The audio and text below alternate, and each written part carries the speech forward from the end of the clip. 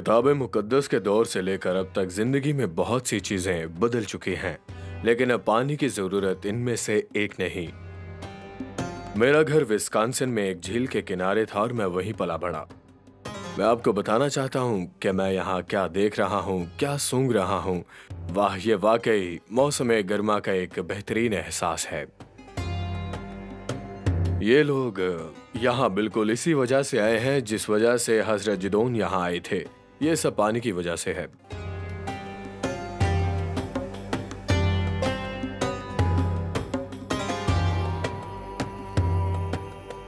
नाजरीन, ये एक बहुत बड़ी पार्टी की तरह लग रहा है। आप यहाँ छुट्टियां मनाने क्यों आते हैं? बच्चे यहाँ खेलना पसंद करते हैं, इन्हें यहाँ तैरना पसंद है। अगर मैं पानी के पास जाऊं और अपने पाँव पानी में डालूं तो क्या मुझे बताएंगे कि किस तरह मुझे जाना होगा अमल करने के लिए? ठीक है, चलो बताओ मुझे।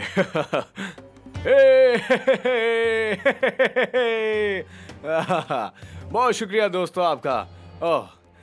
मैं आ रहा हूँ पानी में। मैं बस आ रहा हूँ पानी में, 1 मिनट।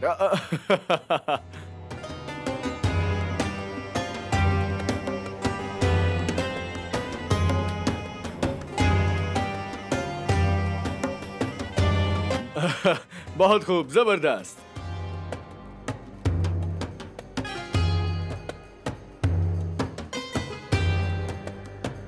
बहुत शुक्रिया, तुम्हारा भी शुक्रिया, तुम्हारा भी शुक्रिया, तुम्हारा भी शुक्रिया, तुम्हारा भी। बहुत मजा आया मुझे, बहुत शुक्रिया मेरे नन्हे दोस्तों। अब मुझे खुद को खुश करने के लिए एक जगह तलाश करनी होगी। तो ये सब पानी के बारे में है। अगरचे हजरत जिदोन यहाँ बच्चों के साथ पानी में खेलने के लिए नहीं आए थे, वो पानी के लिए आए थे, और मैं भी। तो इस मकाम पर लोगों के और पानी के दरमियान एक रिश्ता दिखाई देता है, और ये जो रिश्ता पानी के दरमियान है वो वाकई कमाल का है ना?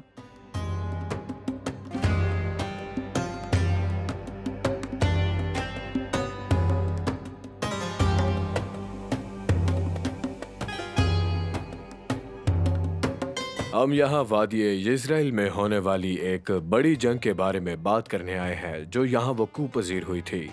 मसला ये है कि मैं इस मौसम बहार के पानी को इस्तेमाल करते हुए अपने ही एक पानी के खेल में शामिल हो गया।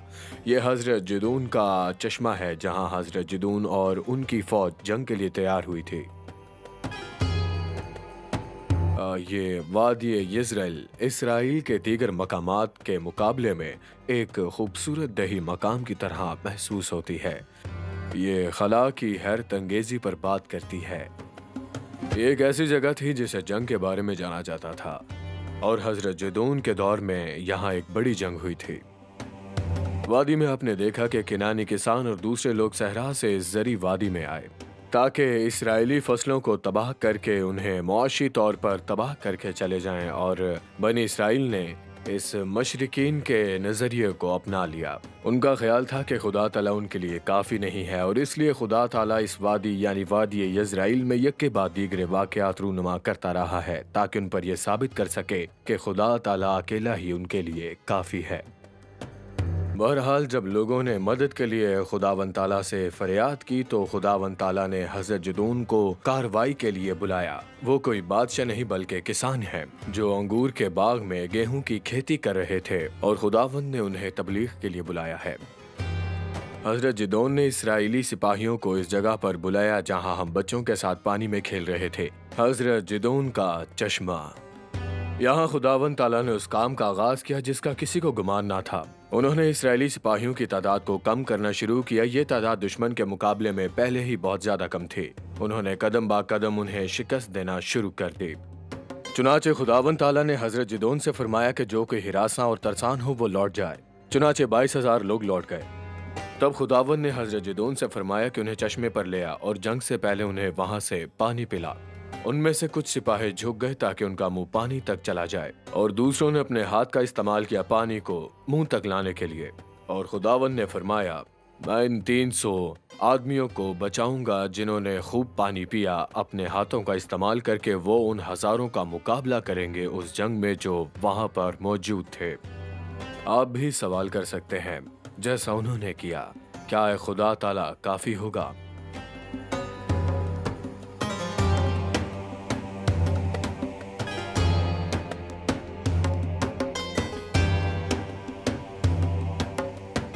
हम थोड़ा सा मगरिब की तरफ चले गए हैं। मैं इस जगह को देख रहा हूँ जो हजरत जिदून के चश्मे के मगरिब की जानिब है, जहाँ वो तमाम दुश्मन सिपाही जंग के लिए इकट्ठे हुए थे। ये एक खौफनाक नज़ारा होगा। मैं सोचता हूँ कि अगर मैं उन 300 में से एक होता तो मैंने हजरत जिदून के चार्ज पर कैसा रद्द अमल जाहिर किया होता।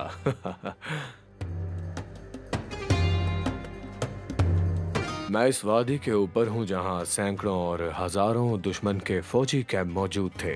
मैं तसव्वुर कर सकता हूँ कि शाम को रोशनियों को आहिस्ता आहिस्ता आते देखना कैसा होगा, और वो सिपाही, 4 सिपाही जिन्हें काम दिया गया था मशाले बनाने का। और अगर आप इस बारे में सोचे तो ये बहुत कम समझ में आता है, क्योंकि अगर आप दसियों हजार के मुकाबले में सिर्फ 300 हैं तो आखिरी काम जो आप करना चाहेंगे वो ये है कि आप रोशनी में आकर अपना मोर्चा जाहिर कर बैठेंगे। और मैं तसव्वुर कर सकता हूँ कि वो दीगर एहसासात को भी महसूस कर रहे थे, उलझन, परेशानी, यहाँ तक कि गुस्सा भी, क्योंकि उनके बहुत से हमवतन अपने खानदानों के साथ थे और वो यहाँ एक मंसूबे के तहत मौजूद थे। एक ऐसा मंसूबा जिसके बारे में उन्हें अभी तक कोई इल्म नहीं था। हजरत जिदून ने एक मंसूबा बनाया था और इसमें एक मशल, तेल का एक बर्तन और एक नाकूस शंख शामिल था।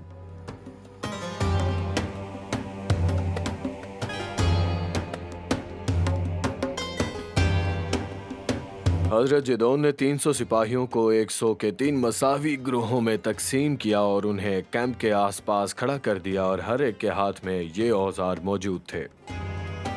और फिर उन्हें हुक्म दिए गए बिल्कुल उसी तरह उन्हें अमल करना था जैसे उनकी तामील के लिए कहा गया है। और फिर हजरत जिदून ने उनको सबसे पहला काम कहा कि जैतून के बर्तनों को थाम ले और फिर उनको इस तरह से तोड़ दें।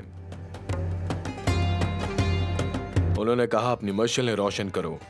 हर एक सिपाही, 300 सिपाहियों ने मशल को अपने दाएं हाथ में लिया और नाकूस शंख को अपने दाएं हाथ में ले लिया।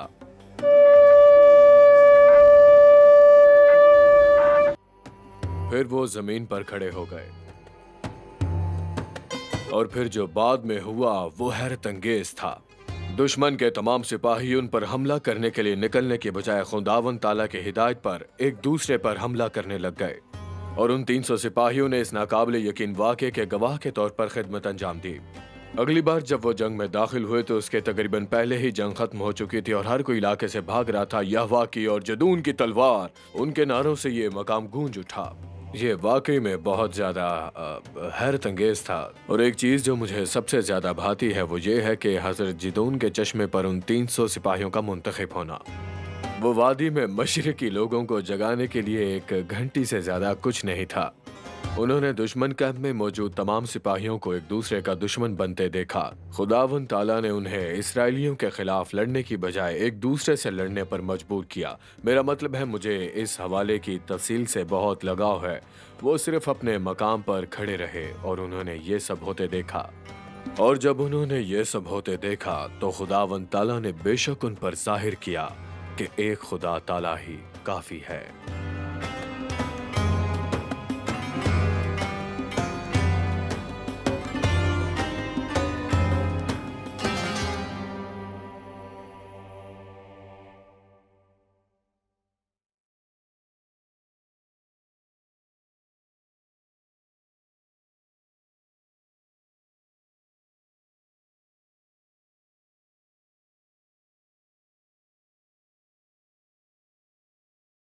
अजीज नाजरीन, इस वीडियो को देखने के बाद अगर आप इंजील शरीफ का मुफ्त नुस्खा हासिल करना चाहते हैं तो हमें अपना मुकम्मल पता बमा मोबाइल फोन के अरसाल कर दें। हम पूरी कोशिश करेंगे कि आप तक इंजील शरीफ का मुफ्त नुस्खा पहुंच जाए।